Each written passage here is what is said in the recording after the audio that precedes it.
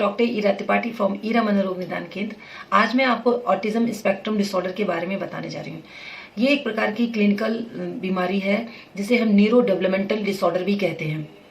ये बीमारी by birth, teen age, adult age, childhood और कभी कभी लॉन्ग टाइम तक भी रहती है।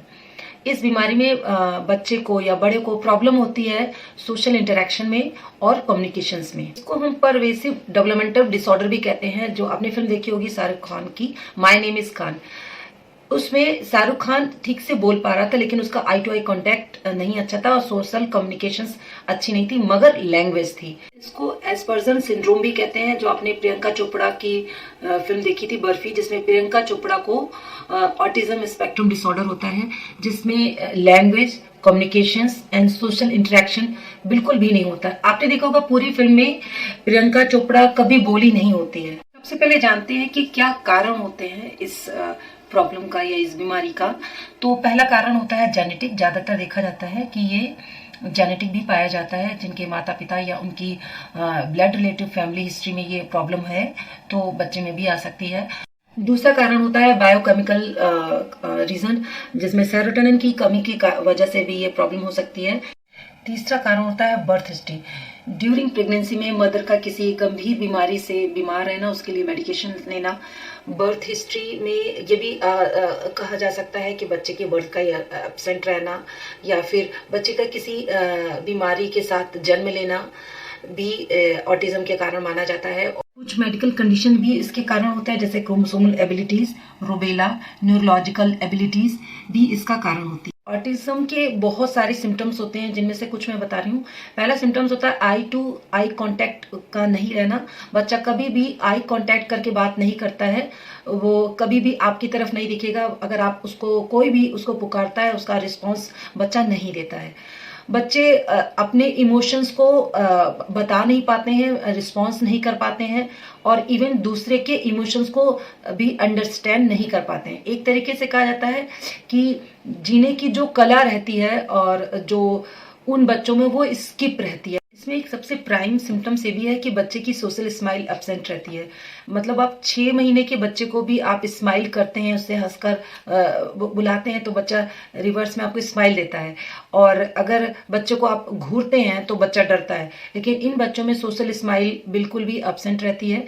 आप उनसे स्माइल करके बात करेंगे तो वो बदले में आपको स्माइल रिस्पॉन्स नहीं करेंगे। दूसरा, बच्चे की लैंग्वेज प्रॉब्लम होती है। बच्चा क्योंकि इनके इमोशंस को अंडरस्टैंड कर पाने की एबिलिटी कम होती है, इस वजह से कभी कभी ये लैंग्वेज को बोलते हैं और धीरे धीरे करके अपनी लैंग्वेज भी बंद कर देते हैं, बोलना ही बंद कर देते हैं। और बहुत सारे अगर आप सेंटेंस बोलते हैं तो मे बी वो एक वर्ड में रिस्पॉन्स करते हैं। आपने प्रियंका चोपड़ा को देखा था बर्फी फिल्म में, जिसने पूरी फिल्म में प्रियंका चोपड़ा ने कहीं नहीं बोला है। तो कभी कभी जो लैंग्वेज है वो भी एब्सेंट रहती है, जिससे पेरेंट्स बहुत घबरा जाते हैं, स्पीच थेरेपिस्ट के पास जाते हैं, इवन न्यूरोलॉजिस्ट के पास जाते हैं, पूजा पाठ तक करने लग जाते हैं। लेकिन ये बाय बर्थ नहीं होती है, बाद में लैंग्वेज प्रॉब्लम की वजह से भी जाती है। लेकिन जब आप थेरेपी कराते रहते हैं इनको रेगुलर वे में, तो ये बोलने भी लग सकते हैं।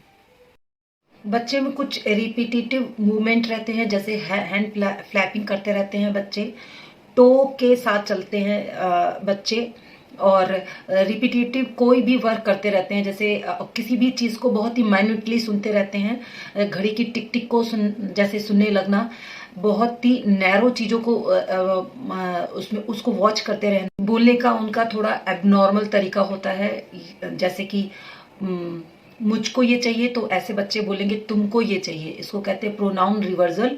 बच्चे का जो खेलने का तरीका होता है, वो जैसे बच्चा कोई छोटा बच्चा ट्रेन चलाता है ऐसे जूम जूम करके, तो वो बच्चे कैसे खेलेंगे, एक के ऊपर एक, या सर्कल टाइप के जो टॉय होते हैं उसके साथ खेलना, जिसे कहते हैं ऑड प्लेइंग।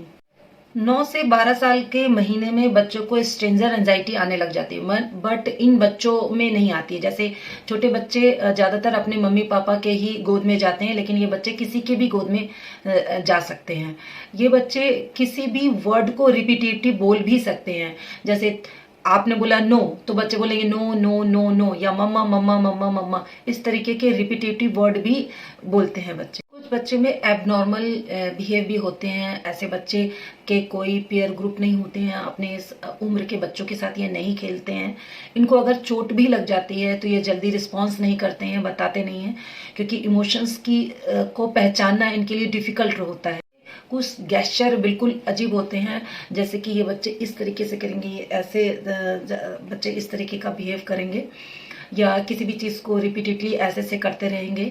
तो इनके कुछ गेस्चर भी अलग होते हैं और बच्चे की अपेक्षा। छोटे बच्चों में आपने देखा होगा कि बच्चे कुछ बातें नॉन वर्बल करते हैं, हर बात मुंह से नहीं करते हैं। कुछ गेस्चर होते हैं उनके, लाइक कि मुझे गोदी उठा लो, यहाँ आओ, दूध पिला दो, बिना बोले ये सारे इशारों से या ऐसे इशारा करते हैं कि मुझे ये चाहिए। बट इन बच्चों में ये सारी चीज़ें नॉन वर्बल कम्युनिकेशन इनको नहीं आती।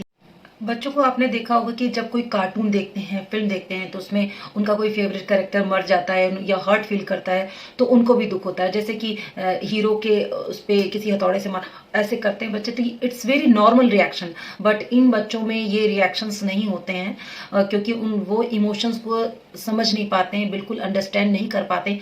ऑटिज्म डिसऑर्डर 10,000 में से 8 बच्चों को होता है, और ये गंभीर बात है हमारे लिए। ऑटिज्म डिसऑर्डर जब कॉम्बिनेशन के साथ आता है, मतलब ऑटिज्म के साथ ADHD भी है, मतलब attention deficit hyper active disorder, ये भी एक मानसिक बीमारी जो मैंने पिछले वीडियो में आपको बताया था। उसके साथ CP लेकर के आता है, यानी सेरेब्रल पाल्सी, MR लेकर के आता है, मेंटल रिटार्डेशन। तो ज़्यादा प्रॉब्लम हो जाती है बच्चे के लिए। ट्रीटमेंट के लिए क्या करना चाहिए? ट्रीटमेंट के लिए आप जब भी जो मैंने आपको सिम्टम्स बताए हैं, और भी सिम्टम्स आप जानकारी ले सकते हैं। और याद रखिएगा, हर सिम्टम हर पेशेंट के लिए अलग अलग भी हो सकता है। जब भी आपको ऐसे सिम्टम्स मिलें, आप किसी अपने न्यूरोलॉजिस्ट और साइकोलॉजिस्ट से संपर्क करें। इसको साइकोलॉजिस्ट के पास जब आप जाते हैं तो इसको डायग्नोस किया जाता है। इसकी स्केल होती है कि कितना है, माइल्ड है, मॉडरेट है, क्या परसेंटेज है ऑटिज्म की। कई बार माता पिता को इनके बारे में नहीं पता होता है, और वो बच्चे पे गुस्सा करते हैं और उसको डांटते हैं, उसको पनिशमेंट देते हैं।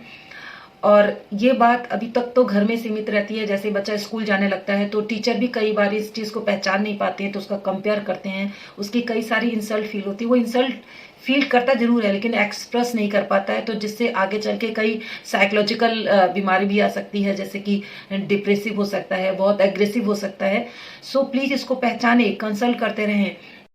सो bye bye and take care, क्योंकि ईरा मनोरोग निदान का कहना है कि मनोरोग से मुक्ति ये खुशहाल जीवन की शक्ति है।